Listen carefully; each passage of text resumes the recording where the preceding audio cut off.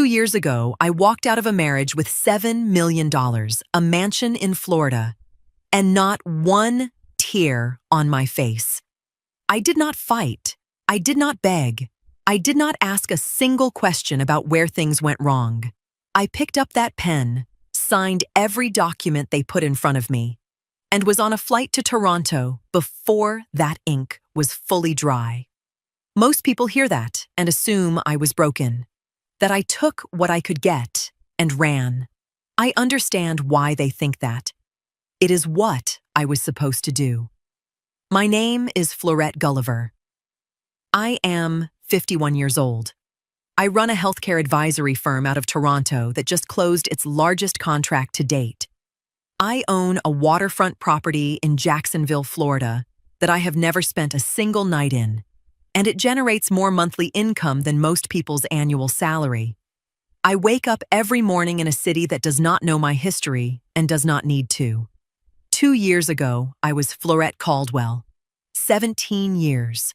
A Buckhead address. The right charity events. The right dinner parties.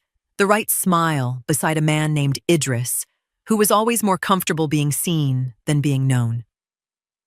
I want to tell you about the day he told me.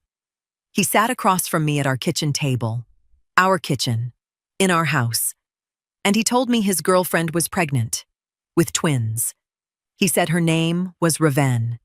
He said he was sorry. He said he did not know how this happened. I sat very still. I let him finish. And when he was done, I asked him one question. I asked whether the twins were identical or fraternal. He stopped, looked at me the way people look when the reaction they prepared for does not arrive. He said, "Fraternal." I nodded. I thanked him for telling me. Then I stood up, rinsed my coffee cup, and went to my home office and closed the door. I already knew why that answer mattered. I did not explain it to him then. I am not going to explain it to you yet, either. 3 days later, his mother called me. Mirette Caldwell, 76 years old, Augusta-born, and the most deliberately gracious woman I have ever met in my life. She asked me to come for coffee. I went. She had documents prepared, a settlement, $7 million. The Jacksonville mansion transferred into my name.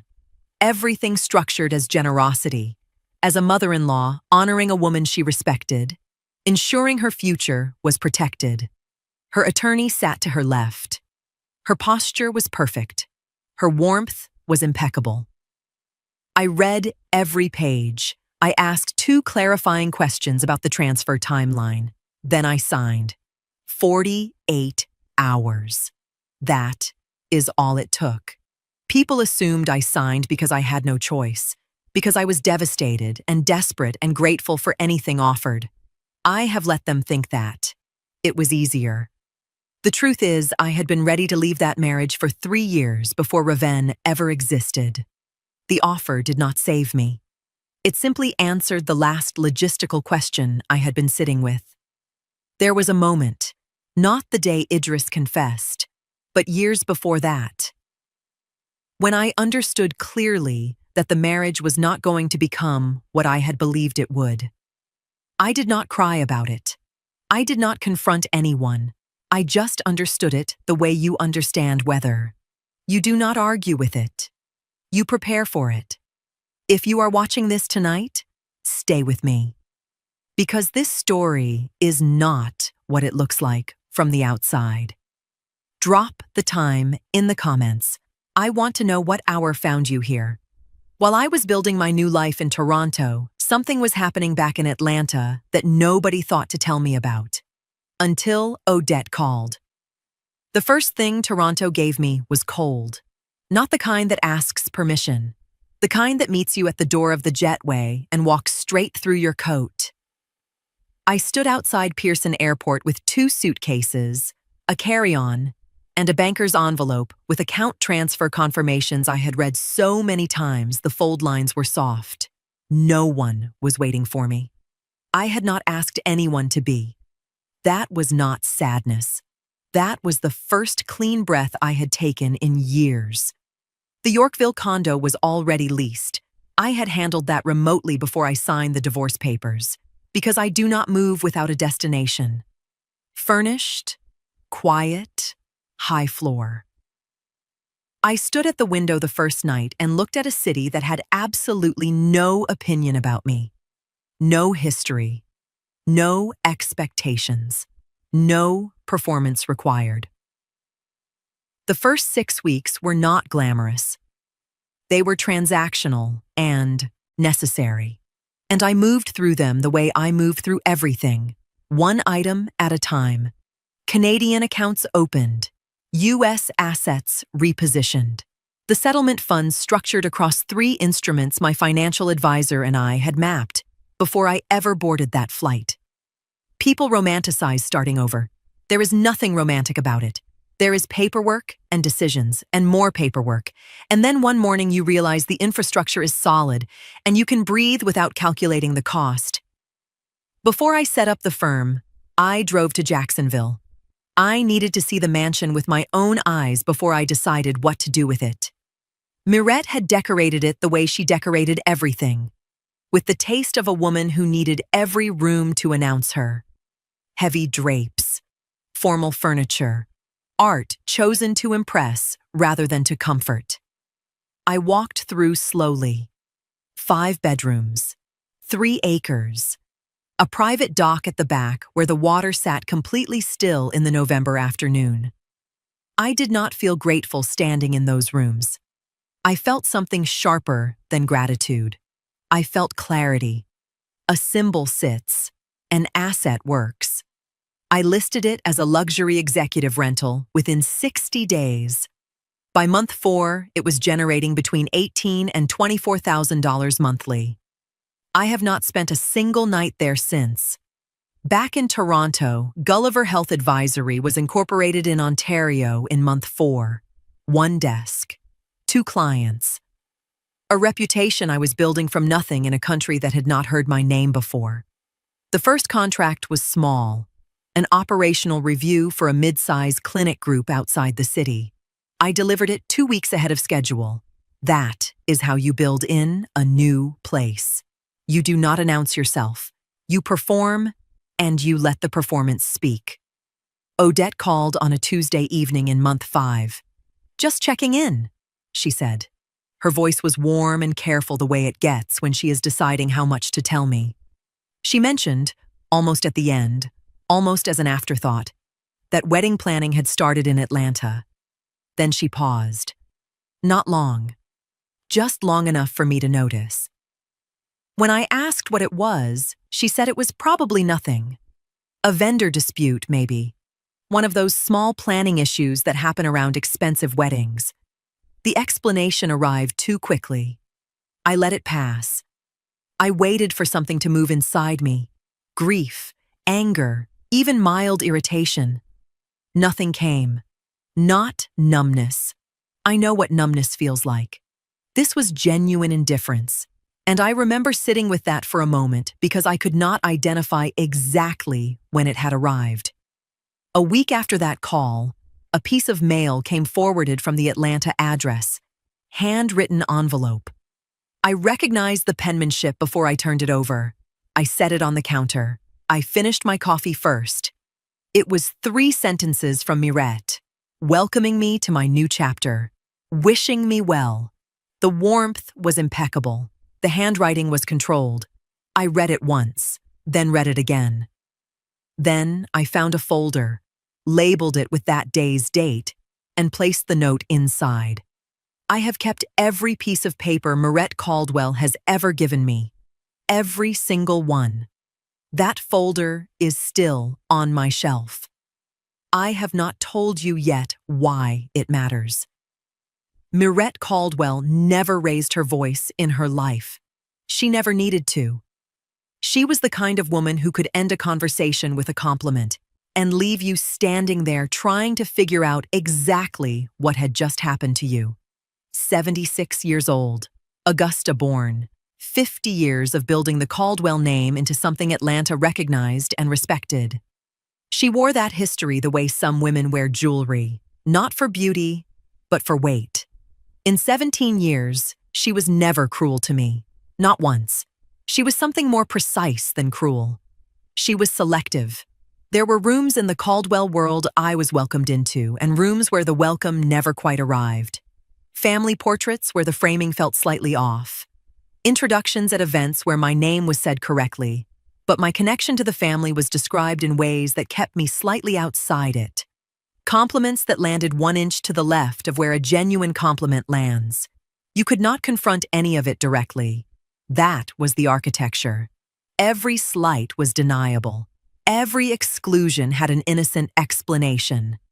You either learned to read the language, or you spent 17 years thinking you were imagining things.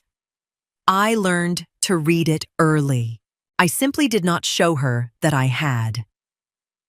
At the divorce meeting, she was composed in the way a prepared woman is composed. The documents were organized. The attorney was positioned correctly. The mansion paperwork was on top. She spoke about my future with what sounded like genuine warmth, how she wanted me protected, how she had always admired my strength, how this was her way of honoring what I had given the family. Near the end of the meeting, she paused while discussing the transfer timeline. Not a dramatic pause. Just long enough that her attorney glanced toward her before she continued. A few minutes later, she returned to the same point and explained it again from a slightly different angle, as though she was making certain I understood. It struck me as unusual. Mirette was not a woman who repeated herself unnecessarily. I filed it away. I file everything. Odette called 8 months into my Toronto life. Not her checking-in voice. Her careful voice. She had heard something through the Atlanta circles she moves through quietly. Social workers know everybody, and everybody talks to them eventually. Mirette had known about the affair before the pregnancy. Not a few weeks before. Months before. Odette believed possibly more than a year before Idris ever sat across from me at that kitchen table and said Raven's name out loud. I did not speak for a moment after Odette told me that. Then I said, I'm not surprised, because I was not. I was something else entirely. I was recalibrating. There was a dinner party in year 15. Mirette had organized it. Afterward, in the kitchen, she touched my arm and told me I had been wonderful that evening. The way she said, wonderful. I had registered it then and set it aside because I could not name what was wrong with it. Sitting in my Toronto kitchen with Odette's words still in the air, I could finally name it. It was the warmth of a woman who already knew something you did not. The warmth of resolved guilt. The $7 million and the mansion were not generosity. They were not guilt money either. Guilt money is reactive. This was calculated, structured, prepared in advance of a situation that had been in motion long before I was told anything. I did not know the full shape of it yet, but I knew enough. Mirette had not written that check out of love or sorrow. She had written it because something had already been set in motion, and she needed me gone before I could see clearly enough to ask the right questions. Before Odette hung up, she said there was something else. Something she was still trying to confirm. Something about how Raven came to be in our world in the first place. She would call me back when she knew more. It was a Tuesday in year 14. Chicken I had cooked sitting covered on the stove. Idris working late, which by year 14 meant something specific that I had not yet allowed myself to name. The house was the kind of quiet that has weight to it. I sat down at the kitchen desk to pay a bill and opened the wrong account by mistake. The number did not make sense, not because it was large, because it was structured, regular transfers, consistent amounts, a pattern that had nothing accidental about it. I sat with that screen for 4 minutes without moving. Then I closed the laptop, served myself dinner, and ate alone at the table we had picked out together 12 years before. I did not confront him that night. I did not confront him ever. What I did was quieter and considerably more permanent. I spent the next 3 years repositioning everything I could legally move without triggering suspicion. My own income directed into accounts he had no visibility into. Investments restructured. A financial advisor in Decatur I met with on lunch breaks and never mentioned at home. I was a healthcare executive. I understood how systems worked and how quietly they could be redirected when someone patient was operating them. I performed that marriage for 3 more years without missing a mark. Dinner parties, charity events, the right smile beside the right man in the right rooms. Idris never noticed a change, because Idris was not watching me closely enough to notice. That was always his fundamental failure. He confused a well-managed household with a contented wife and never examined the difference. He was not a cruel man. I want to be precise about that. He was a man who had been admired his entire life and had mistaken admiration for love so completely that he never learned what genuine attention to another person actually required. Loving Idris meant loving your own reflection in his satisfaction. The moment you stopped providing that reflection clearly enough, you became furniture, present, necessary, unexamined. By year 15, I had stopped being hurt by him. You cannot be hurt by weather. Odette sent a photograph 3 days after our call. No message with it, just the image. A Caldwell family gathering. I recognized the venue, a private event space in Buckhead that Mirette favored. The gathering was from 2 years before Idris ever said Raven's name to me. I looked at the photograph for a long time. In the foreground, the usual Atlanta faces, the right people arranged correctly, but in the background, slightly left of center, stood Mirette, and a woman I recognized the moment I found her. Raven. Younger than I would later know her, but unmistakable. That particular way she positioned herself in a room, always angled toward the most useful person present. They were not being introduced. That was the detail that mattered. When 2 people are being introduced, their bodies carry a specific uncertainty, a slight lean forward, a recalibration of proximity. These 2 women had none of that. They were standing in the easy, shoulder-dropped posture of people who already knew each other well. Mirette's hand was on Raven's forearm, not a greeting touch, a familiar one. This photograph was taken 2 years before the networking event where Idris supposedly met Raven for the first time. I added it to the folder, dated the same day it arrived. Then I sat with what I now knew and what I still did not know. The photograph told me the relationship between Mirette and Raven was older than anyone had suggested. It did not tell me how it began. It did not tell me what had been agreed between them or who had initiated it. A photograph shows you what happened. It does not show you why. I needed more than a photograph for that. Let me tell you about Raven, not with anger. I moved past anger a long time ago. I am going to describe her the way I would describe a calculated risk that materialized, with precision, and a certain cold respect for the architecture of it. Raven came from Memphis originally, relocated to Atlanta 5 years before any of this became visible to me. She worked in event planning and luxury brand promotion, industries that gave her proximity to wealthy circles without membership in them. She was 31 years old, presentable in the specific way that reads as effortless but requires considerable maintenance, and she understood one thing with exceptional clarity: that access is its own form of currency when you know how to spend it. I met her once, before I knew who she was. The Caldwell family gathering, the same event in Odette's photograph. I was moving through the room the way you move through rooms you have attended 50 times, greeting the right people, staying long enough in each conversation, never showing the fatigue of performance. I noticed Raven because she moved differently. She was not working the room the way guests work rooms. She was navigating it. There is a distinction. A guest moves toward comfort. Raven moved toward utility, always angling toward whoever held the most relevant position, adjusting her energy to match what each person needed to see. I noticed it. I filed it. I did not yet have a reason to open that file. Her plan, as I eventually pieced it together, was not complicated. It was disciplined. When Idris sat across from me and told me the pregnancy involved fraternal twins, something registered immediately. Not certainty, not proof, just a question. 20 years in healthcare administration had taught me that situations people describe as simple are often considerably more complex underneath the surface.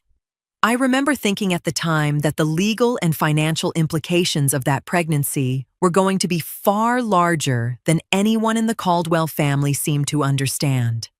What I learned later, through documents, timelines, and evidence that had not yet reached me when Idris first confessed, was that the situation was never simply about romance. At the time, I did not know exactly what Raven wanted. I only knew that every piece of information arriving from Atlanta pointed in the same direction. The pregnancy appeared to be creating leverage inside, a family with generational assets, and Raven seemed determined to secure a permanent position before anything shifted. As more evidence reached me, the picture became clearer. What she needed from Mirette was introduction and legitimacy. What Mirette appeared to need from her was result. Two women involved in an arrangement they each believed they were controlling.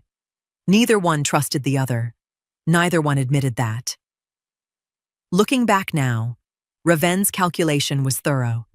She had mapped Idris's vanity, his need for admiration, his particular vulnerability to a woman who made him feel chosen rather than managed. Later documents would convince me that she understood the Caldwell estate structure far better than she ever claimed. She had prepared for Mirette's involvement, for the divorce, and for the legal timeline. She had not planned for me, not the version of me that existed by the time she entered that marriage. She had planned for a grieving wife, a displaced woman, someone whose attention would be entirely consumed by loss. She did not plan for a woman who had spent 3 years quietly repositioning her finances, who signed those papers in 48 hours, not from shock, but from readiness, and who was already operating a firm in another country before Raven had selected a wedding venue. That was her only miscalculation. But in a plan with no margin for error, one miscalculation is enough. My phone rang on a Thursday afternoon. Atlanta area code. Not Odette's number. I answered. The voice was quiet, careful. A woman who chose each word before she released it. She told me she had worked in the Caldwell household for 11 years. She told me she had been watching things for a long time. She said she needed me to know I was not the only one who saw clearly, and that when she was ready, she would have something for me. I thanked her. I asked no questions.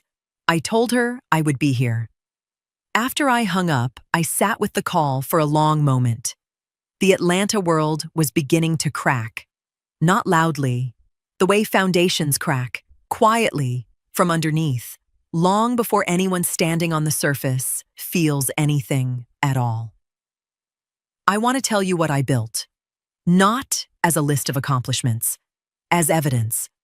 Gulliver Health Advisory's first major contract came 14 months after I incorporated. A hospital system in Ontario, 4 facilities, aging operational infrastructure, a board that had been told for 2 years that efficiency improvements were coming and had seen nothing materialize. They needed someone who could walk into a system, read it without sentiment, and tell them exactly where it was bleeding.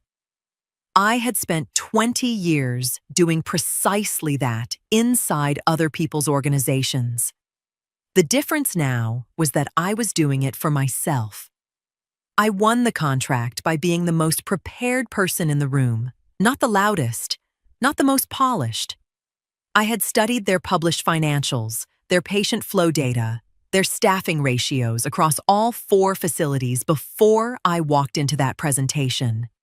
When their CFO asked me a question designed to test whether I actually understood their specific situation or was delivering a generic pitch, I answered with a number from their own third-quarter report that their internal team had apparently not flagged. The room shifted.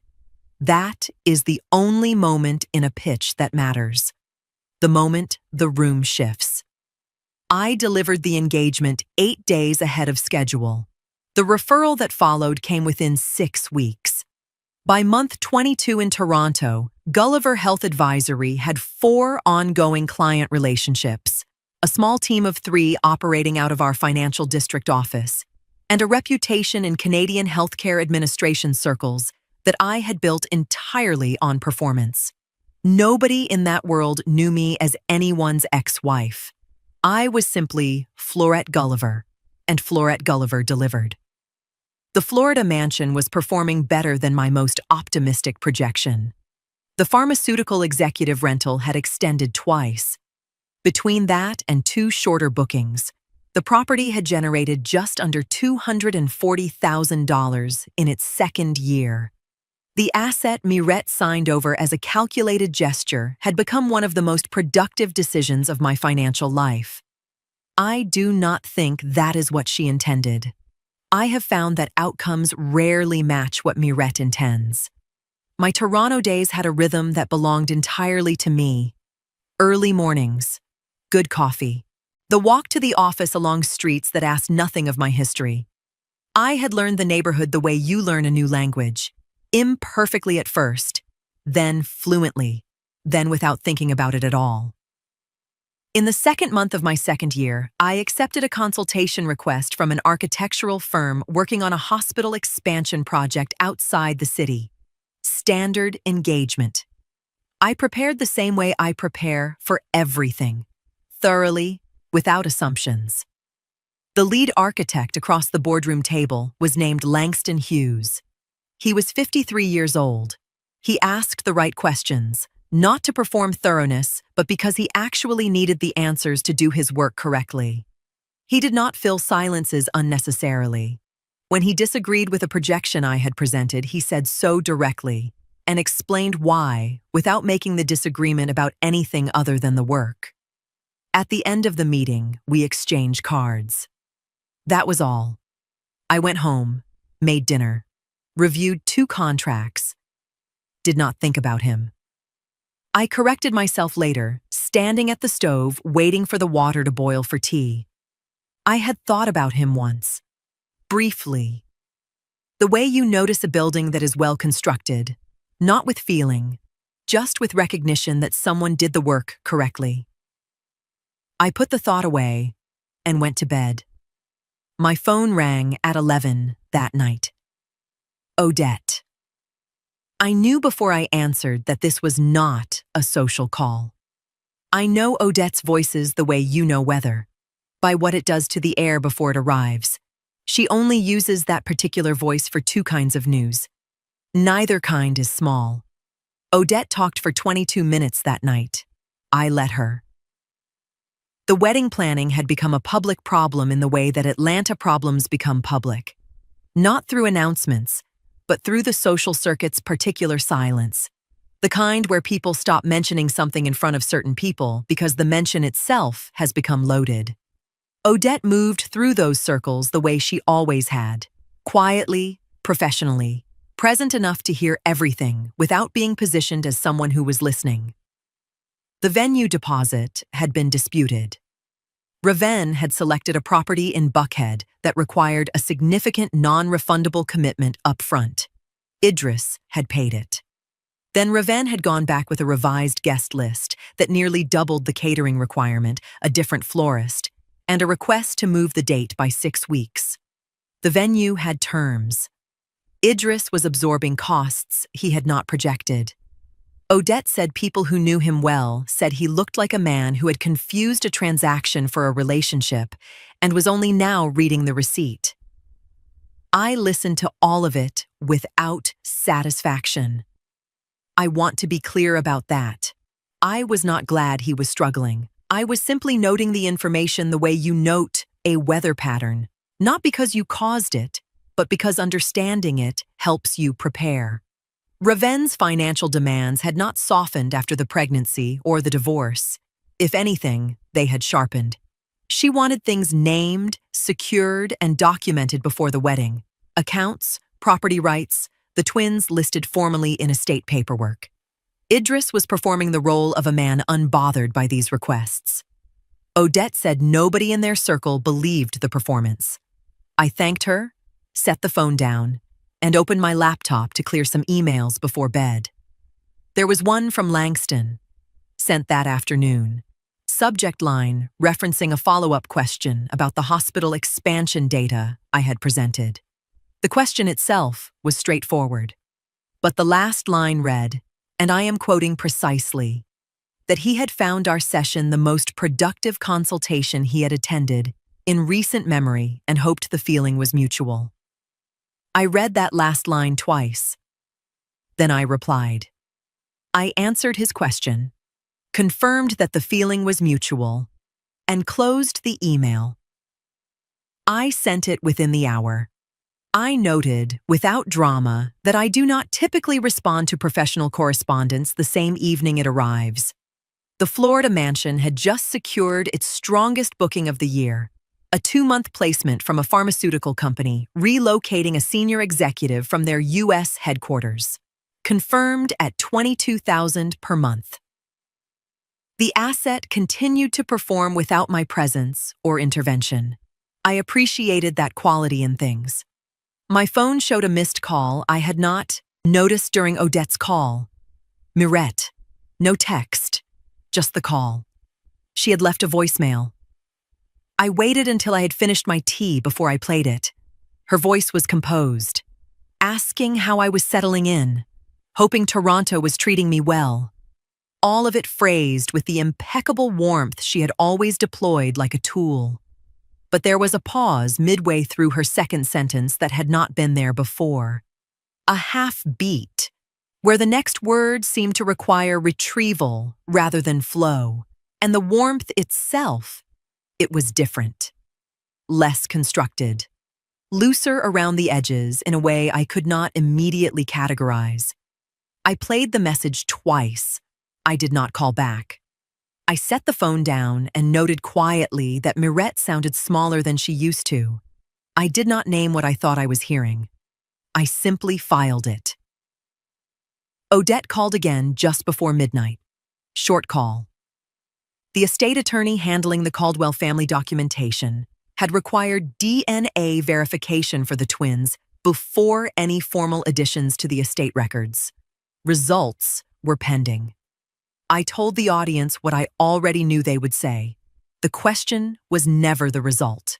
The question was what Atlanta would look like when everyone else found out. The document arrived on a Tuesday morning. Odette forwarded it without commentary. Just a file attachment and a single line. She said it was time. I made coffee first. Then I sat down at my kitchen table with the Toronto morning coming through the window, and I read it slowly. The way you read something you already half know is coming, but need to see confirmed in print before you allow yourself to act on it. It was a guest list, a networking event held 5 years ago at a private venue in Midtown Atlanta. The kind of event that existed at the intersection of real estate development and civic philanthropy. The specific social territory Idris had always navigated for professional positioning. Mirette Caldwell's name was on the host committee. I read that twice, not because it surprised me, because I needed the confirmation to sit in my body before I continued. I scrolled down to the invitee list, 214 names. I found hers 11 lines from the bottom. Raven, not a +1. Not a general admission registrant, a named, specifically invited guest with a listed affiliation, a luxury events consultancy that I had never heard mentioned in connection with any Caldwell family business. Someone had submitted that name for that list. Someone had decided she belonged in that room. Attached to the guest list was a planning memorandum circulated among the host committee before invitations were finalized. Most of it was routine: seating arrangements, sponsorship confirmations, attendance projections. Near the middle was a short notation beside Raven's name. Host.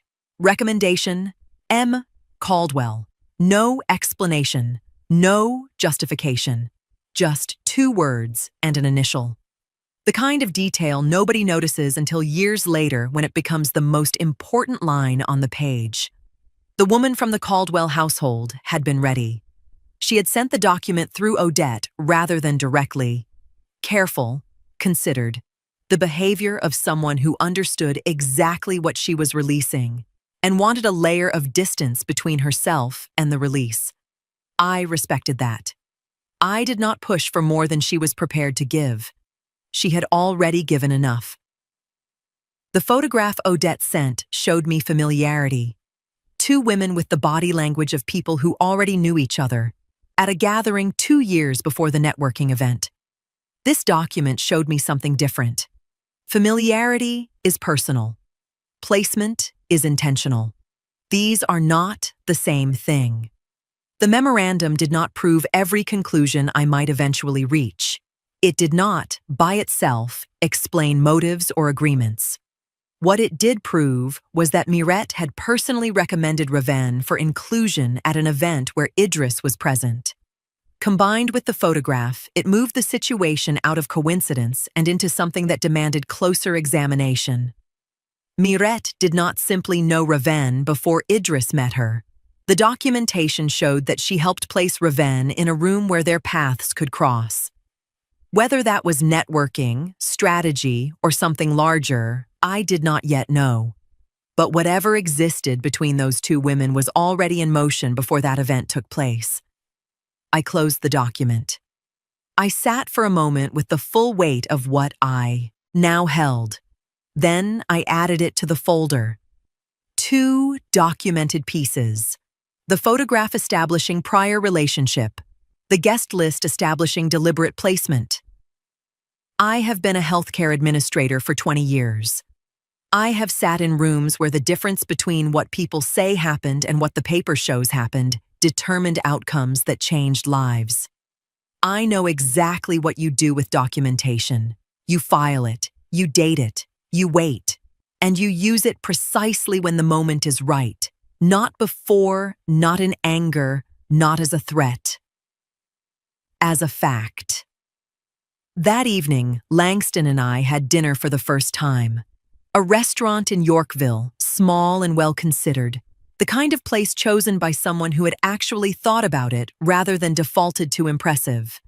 We talked for 3 hours. He did not perform ease. He simply had it. At some point, I mentioned I was divorced. He said he knew. Professional circles in Toronto talked, he said, and he had heard my name before our boardroom meeting. He did not ask what happened. He moved the conversation forward in a direction that told me he was interested in who I was now, not in the archaeology of how I got here. I noted that distinction carefully.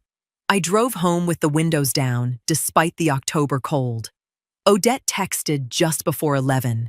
The Caldwell estate attorney had issued a formal timeline for the DNA documentation.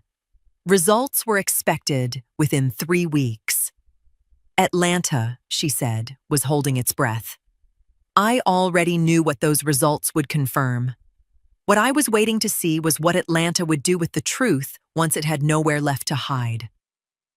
3 months after that first dinner, 7 meetings total.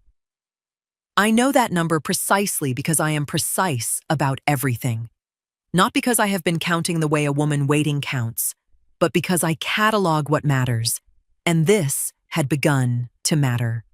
We had fallen into a rhythm that felt less like courtship and more like 2 people who had both built things from difficult material and recognized that quality in each other without needing to announce it. Tuesday evenings mostly. Occasionally, a Saturday afternoon. A gallery opening he mentioned, and I attended without overthinking it. A walk along the waterfront after a meeting that ran late, and neither of us moved to end. Nothing rushed, nothing performed, just 2 adults choosing each other's company with the quiet deliberateness of people who had learned the cost of choosing poorly. About 6 weeks in, I told him about Atlanta. Not everything. I gave him the shape of it. 17 years. A marriage that had hollowed out long before it ended. A departure that looked to the outside world like a woman escaping, and was in fact a woman arriving. I told him about the settlement without the figures. I told him I had rebuilt without telling him everything I had rebuilt from. He listened without filling the silences. That is rarer than people acknowledge.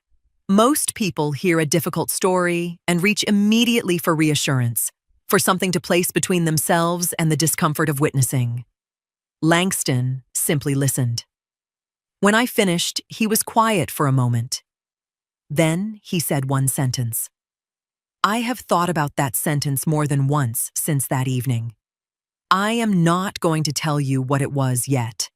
I will tell you that it did not contain a single word of pity. Odette called on a Wednesday morning while I was reviewing a client deliverable. Her voice told me before she said anything that this was not a checking-in call.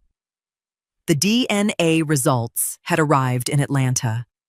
The estate attorney had delivered them to Idris privately, protocol, apparently, given his position as the named party in the documentation request.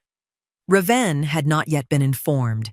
Idris had received that envelope, read what was inside it, and had not spoken a meaningful word to anyone since. Odette had this from 2 separate sources.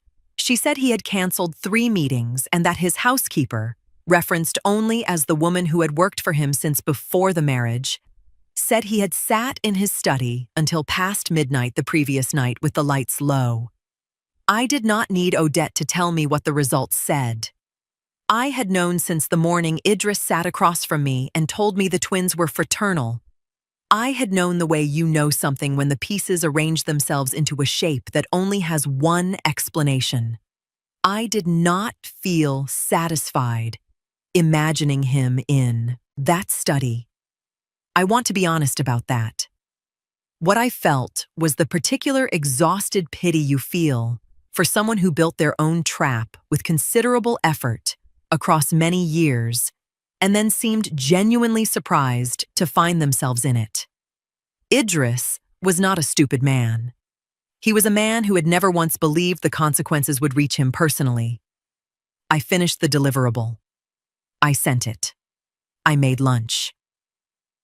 At 4:17 that afternoon, my phone showed a name I had not seen on an incoming call in 2 years.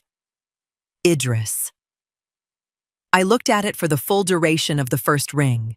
Then I turned the phone face down and went back to the proposal I was drafting. He called again at 6, again just before 9. I did not answer any of them. I finished the proposal, made tea, and went to bed. Whatever he needed to say had waited 17 years to become urgent. It could wait a little longer. I want to step back from my own story for a moment. I can tell you what happened in Atlanta now because I have the full picture. I did not have it while it was happening. I had Odette's calls, fragments arriving in sequence, pieces I was assembling from a city away. But I have it now.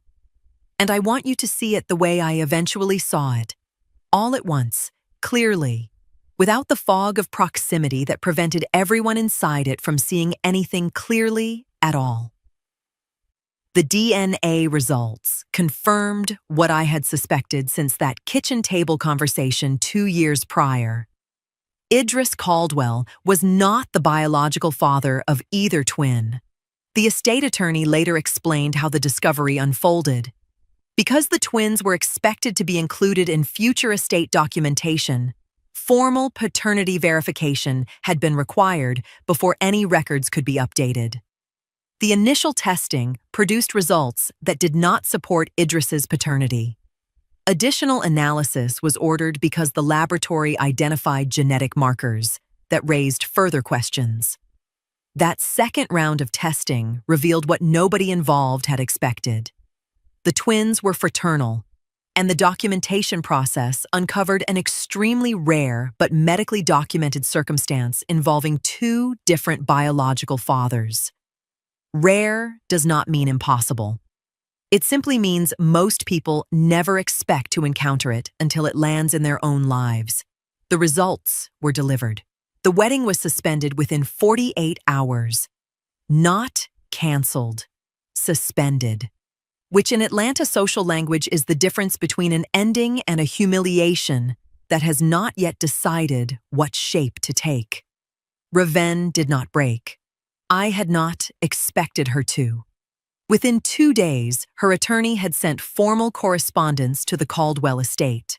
Not an apology, not an explanation, but a legal positioning document that established her intention to pursue support claims based on the period of the relationship, regardless of paternity outcome. She was not a woman who dissolved under pressure. She was a woman who recalculated under pressure. I had always understood that about her. She simply recalculated without the asset base she had planned on, which changed everything about what her calculation could produce. The Caldwell social circle did what Atlanta social circles do when one of their own suffers a visible collapse. They created distance with exquisite politeness, invitations that did not arrive, conversations that ended at a certain depth. People who had attended every Caldwell event for 20 years suddenly discovering scheduling conflicts. Nobody said anything directly. Nobody needed to. That world communicated entirely in what it withheld. Idris was standing in the middle of all of it without the architecture he had relied on his entire life. The marriage was 2 years gone. The children were not his. The woman he had chosen was repositioning legally rather than standing beside him. And his mother, the person who had always been the structural center of the Caldwell world, was no longer fully herself. I can tell you plainly now what I had begun to hear in that voicemail 7 months prior. Mirette's health had been declining for over a year before Atlanta fell apart. Vascular dementia, managed privately, contained within the household with the particular discipline of a woman who had spent 50 years controlling what the outside world was permitted to know about the Caldwells.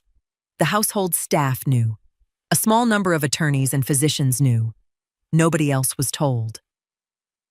The woman who had engineered everything, the introduction, the arrangement, the settlement, the entire architecture of what was done, was watching it collapse with a mind that could no longer fully track what it had built. I do not celebrate that.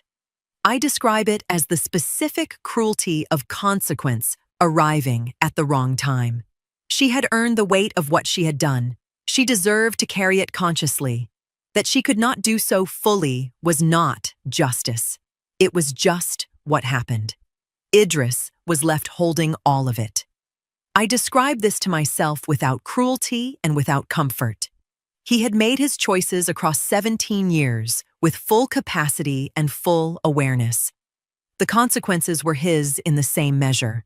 Not one person in that entire collapse considered my role in any of it.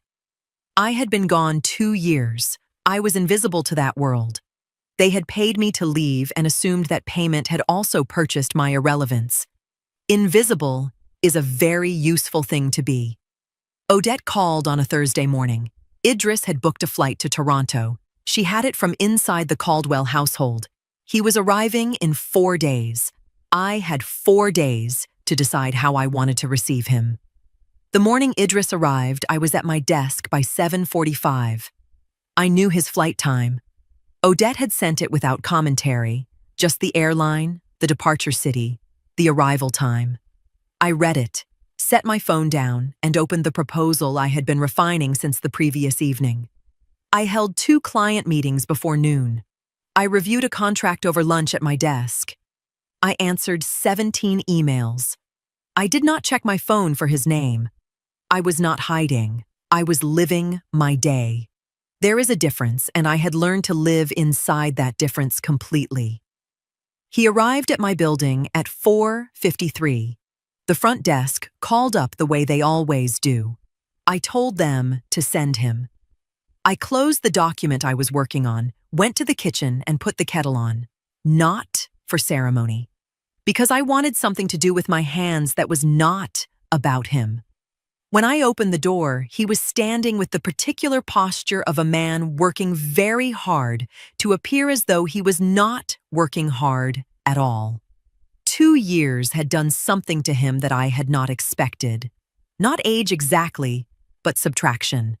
Like a building that has had its internal supports quietly removed and has not yet fallen, but has begun, slightly, to lean.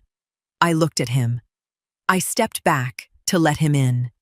He had the address because Mirette's records carried it from the forwarding paperwork I had filed at the time of the move. I had never updated it. A woman with nothing to hide and everything documented is a woman who can afford to be found. I had always known he would come eventually. I had simply waited to see how long it took the collapse to make him move. He sat on my sofa and talked about a Toronto development project for 12 minutes. A mixed-use property in the East End he said he was evaluating for potential investment. He used specific language. He had clearly prepared it. I let him finish. Then I said, quietly, that he could say what he actually came to say. The prepared language left him immediately. What remained was just Idris. And without the performance, there was considerably less there than there used to be. He apologized. He explained. He repositioned the explanation as context rather than excuse, and then caught himself and apologized for that too. I listened without interrupting. I did not perform softness, and I did not perform hardness. I simply received what he was saying with my full attention and gave nothing back. He mentioned the DNA results midway through. He said it carefully. The way you say something you believe will land as a revelation. My face gave him nothing. I already knew. I had known for 2 years. He searched my expression for surprise and found only patience, and I watched him understand, slowly, that my composure was not shock. It was information. He told me Mirette was not well. I said I was sorry to hear it. He told me the estate situation was complicated. I said I understood. He started a sentence about himself, about where he was, what he was facing, and he did not finish it. He stopped in the middle and looked at his hands. I finished it in my own mind. He was alone, completely, structurally, finally alone. He stood to leave. At the door, he turned and asked me one question. He asked whether I had ever, at any point in the 17 years, been happy. I told him I would need to think about that. I closed the door. I called Langston. I made dinner. That question deserved a real answer, not the answer of a woman caught off guard at her own front door. It would need to wait until I had decided what the truth actually was and what I was willing to do with it. I have been holding something back, not from dishonesty, from timing. There is a difference between withholding and waiting, and I have spent enough of my life learning that difference to know which one I was doing. The timing is right now, so I am going to tell you everything. 3 days after Idris left my condo, Odette called with a document package. The woman from the Caldwell household, the one who had called me in that first year, the one who sent the guest list through Odette rather than directly, was ready. She had been ready for some time. She had simply been waiting for the Atlanta situation to reach a point where what she released could no longer be recontained by anyone still standing in that house. The package contained written communications, 11 documents total, emails and 2 handwritten notes exchanged between Mirette Caldwell and Raven, beginning 8 months before the networking event, where Idris supposedly met Raven for the first time. The source was almost absurdly simple. Mirette had kept records.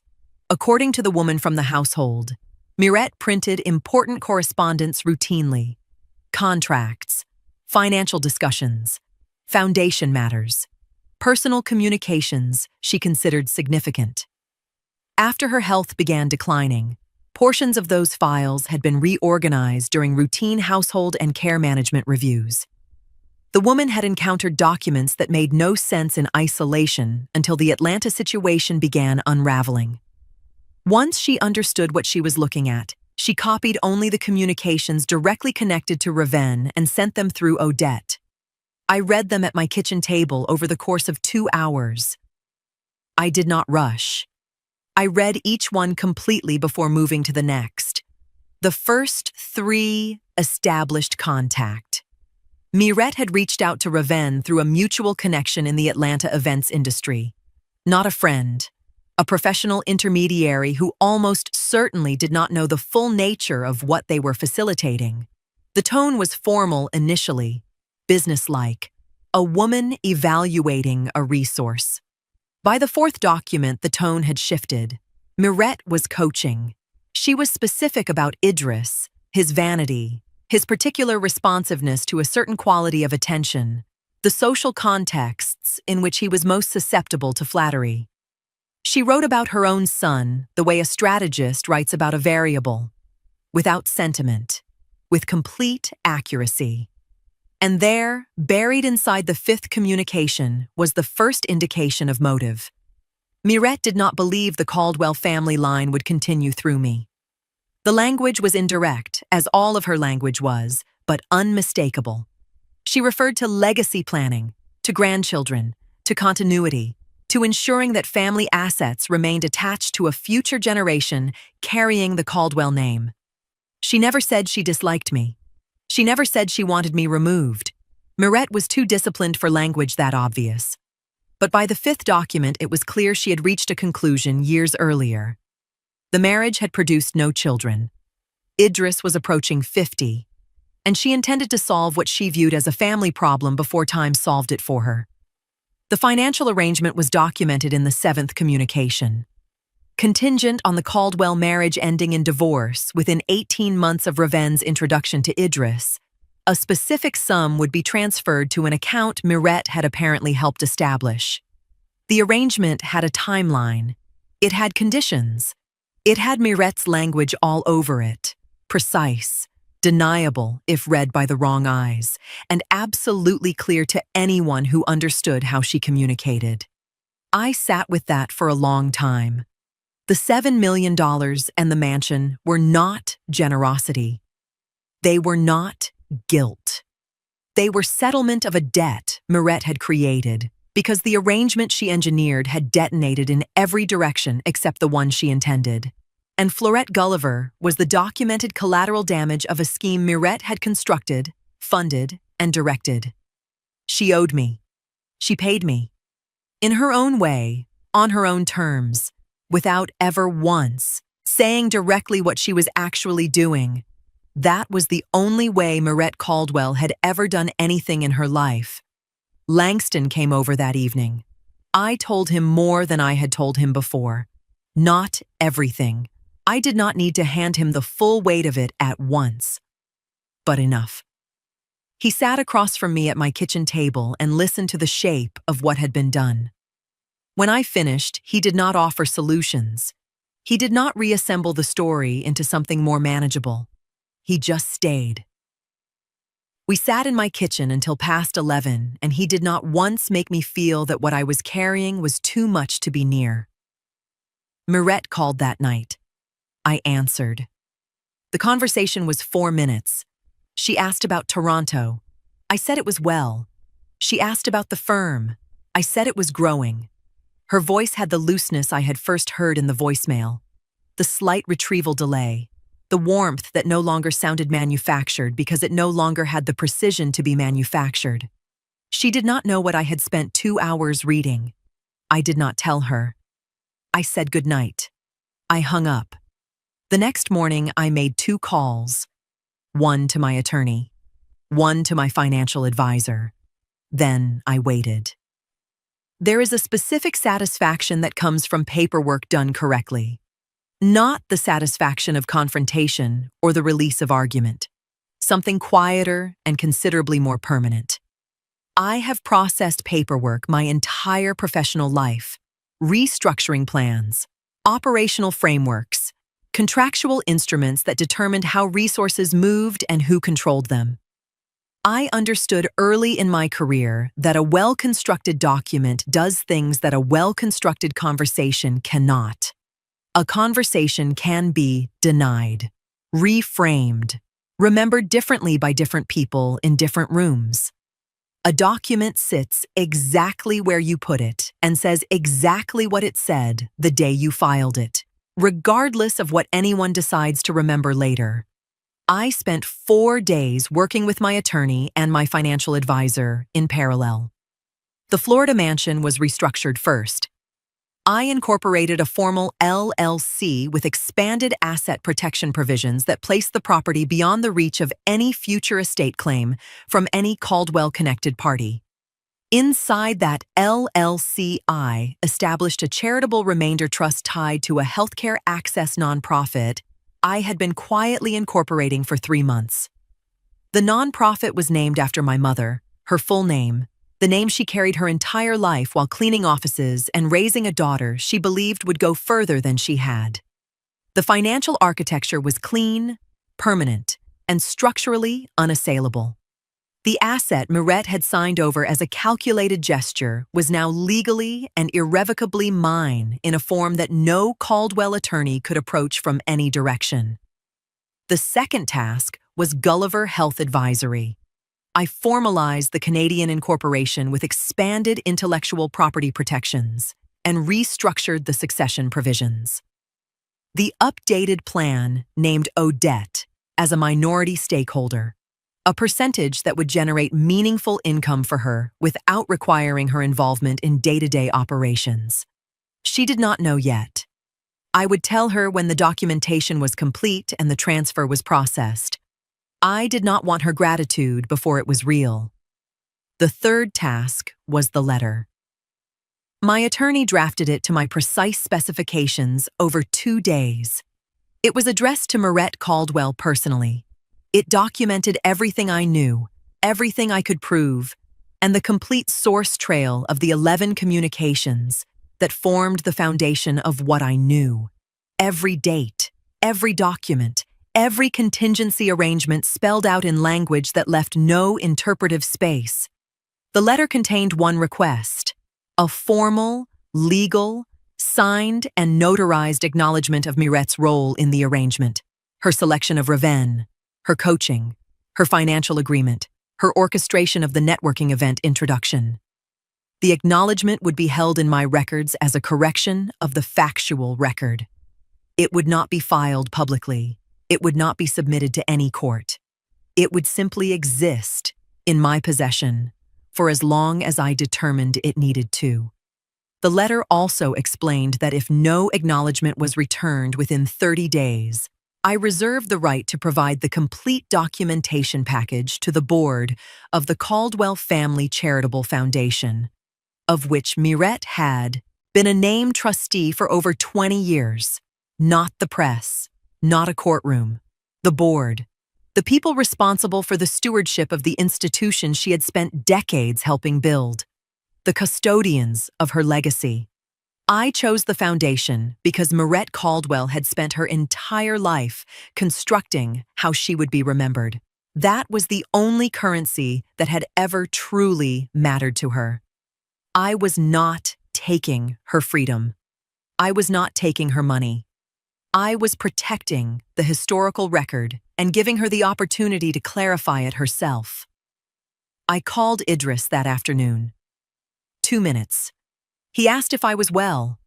I told him I was. Then I told him that the answer to his question was yes. There had been happiness in the early years, before I understood what I was actually living inside. I told him I hoped he found his way through what was ahead. Then I said goodbye. He was quiet for a moment. Then he said, "Thank you." I did not know exactly what he was thanking me for. I did not ask. The letter was sent the following morning. 11 days later, a handwritten envelope arrived from Atlanta. I recognized the penmanship immediately, still controlled, still unmistakably Mirette. But the letters were smaller than they used to be. The line of the script slightly less certain. I opened it at my kitchen table. I read it once. Then I placed it in the file with everything else. Everything that could be documented had been documented. Everything that could be secured had been secured. The attorneys had done their work. The paperwork was filed, signed, and sitting exactly where I had placed it. There was one thing left. It did not belong to the attorneys or the documents or anyone who had helped me get here. It belonged to me alone, and it required me to be in a specific place to do it correctly. I booked a flight to Jacksonville. The mansion was between bookings, 4 days empty before the next tenant arrived. I had arranged it that way deliberately when I checked the rental calendar the morning after Mirette's envelope arrived. I did not examine that instinct too closely. I simply acted on it. I landed mid-morning and drove to the property alone. No calls, no music. The November coast came through the car window in the particular way Florida light arrives in that season. Low, clear, without the weight of summer behind it. I pulled through the gate and sat in the driveway for a moment before going inside. I walked through every room. The formal sitting room still had Mirette's furniture, heavy, considered, chosen to announce. I had kept it because it was well made and because I had not needed to change everything to make it mine. The guest rooms were as she had left them. The kitchen I had updated in the first year. New counters, different light fixtures, functional rather than declarative. The master bedroom had different furniture entirely. I had replaced everything in that room in month 3, not from bitterness. Because I sleep in spaces that belong to me, and that room needed to belong to me before anyone else could rent it. The study I had changed only once. On the wall above the desk, there was a photograph of my mother. Her full name was on the nonprofit documents filed in 3 states. She had cleaned offices for 31 years so that I could sit in them. The least I could do was put her name on something permanent. I went out through the back and sat on the dock. The water was still. The November air had a quality of quiet that I had not found anywhere else. Not in Toronto, not in Atlanta, nowhere. I sat there for 2 hours, without my phone, without a plan, without anything required of me. I let the stillness be exactly what it was. Then I took out my phone and called Mirette. She answered on the 3rd ring. Her voice came through carefully, composed in the way she had always been composed. But with the retrieval delay I now recognized, the slight gap between intention and execution that the dementia had opened in her. I spoke first. I told her what I knew, not as accusation, as inventory. I told her about the communications, the arrangement, the coaching, the contingency payment, the networking event guest list. I told her what I had documented and what I intended to do with it. I told her the acknowledgement she had returned in that handwritten envelope was in the file and would remain there. Then I listened. She spoke for 30 seconds. I did not interrupt. When she finished, told her that I forgave her. Not because what she had done was forgivable in any abstract sense, not because I was releasing her from the weight of it. The document in my file ensured she would carry the accountability regardless of what I said on this doc. I forgave her because I was finished carrying the weight of her choices inside my own body. That weight was hers. I was setting mine down. She did not respond immediately. The line was quiet. I said goodnight. I hung up. I sat on the dock until the light changed. Then I locked the house, drove to the airport, and boarded my flight back to Toronto. Langston was waiting at arrivals. He did not ask what I had done in Jacksonville. He took my bag and held my hand and drove us home through the Toronto night. I watched the city come into view through the window. It looked exactly like what it was. Mine. I told you at the beginning that this story was not what it appeared to be. I am going to show you now exactly what I meant. When people hear the beginning of this story, husband's mistress, twin pregnancy, mother-in-law's check, woman takes the money and leaves, they hear a particular kind of story. A woman displaced. A woman compensated for her displacement. A woman who accepted what was offered because accepting was all she could do. That is the story Atlanta told itself. That is the story everyone in that world believed they were watching. They were watching something else entirely. The divorce papers I signed without delay were not simply an exit. I understand that now with the complete clarity of distance. They were the first document in a file I would spend 2 years completing. A file that now contains 11 communications between Mirette Caldwell and a woman she selected, coached, and paid to end my marriage. A guest list with a name placed on it deliberately. A photograph taken 2 years before a supposedly accidental introduction.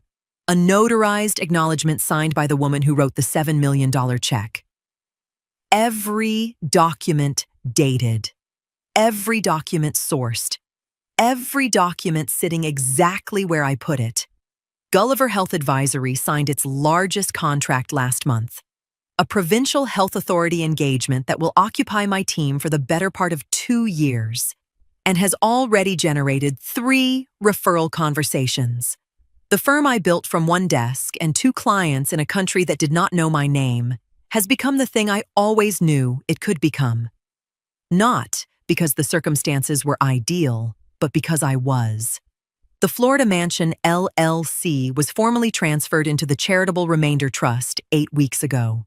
The Jacksonville property that Mirette signed over as a calculated instrument of management is now the primary asset funding a healthcare access nonprofit that serves uninsured women in Georgia and Ontario. My mother's name is on the letterhead. Her name is on the building signage at the first clinic we funded. She cleaned offices for 31 years. Her name is on something that will outlast everyone in this story. Idris is in Atlanta. He sold the Buckhead property 6 months ago and moved into something smaller in a different neighborhood. He is working. He is managing. He is a man rebuilding quietly in a city that has a long memory, and he knows it. The wedding deposits were never recovered. Several planned investments were liquidated during the unraveling that followed. None of it ruined him. That is not this story. But for the first time in his adult life, consequences arrived with invoices attached. I wish him no harm. I wish him the specific clarity that comes from consequence arriving at the right time. Whether it has, I cannot say. That is between him and the life he is living. The cruel irony is that Mirette's entire plan depended on one assumption: that the children would anchor Raven permanently inside the Caldwell family. The DNA results did more than expose a deception. They erased the foundation the arrangement had been built on. The grandchildren Mirette believed would secure her legacy were never part of that legacy at all. The mechanism she used to remove me became the mechanism that unraveled everything she had tried to construct. Raven settled. Her attorney negotiated a modest support arrangement that bore no resemblance to the estate access she had originally calculated. The twins' biological fathers were identified during the legal process, and the matter became considerably more complicated than the future she had planned around. She is in Atlanta still, I am told. Repositioned, as she always repositions. I have no further thoughts about Raven. She was a variable in someone else's plan who pursued her own agenda inside it. She did what she came to do with the resources available to her. The rest is her business. Mirette is in Augusta now. Her care is managed by people who know what they are doing. Her foundation board has a new chairperson. The Caldwell name is still on the letterhead. I hope the forgiveness I offered her from that Jacksonville dock found her somewhere she could receive it. I genuinely do. A woman who spent her entire life building something deserves to know at the end whether it meant what she believed it meant. I hope someone tells her clearly. I hope she can still hear it. On Sunday mornings, Langston's coffee cup sits next to mine on the kitchen counter. His jacket is on the chair by the door. These are facts. I offer them without announcement because they require none. This is simply what my life looks like now. The DNA test did not expose Raven. It did not collapse Idris's world. He had been building that collapse across 17 years with perfect dedication. What the DNA test changed was the last reason anyone in Atlanta had to avoid seeing clearly what had always been true, that the woman who left quietly was not the one who lost. That the check written to manage me had instead funded everything I needed to become immovable. That the file they never knew I was building was already complete before any of them understood a file existed. They managed me right out of a marriage I had already left and into a life I had already chosen. I signed every paper without delay. Not because I had no choice, because I had already made mine.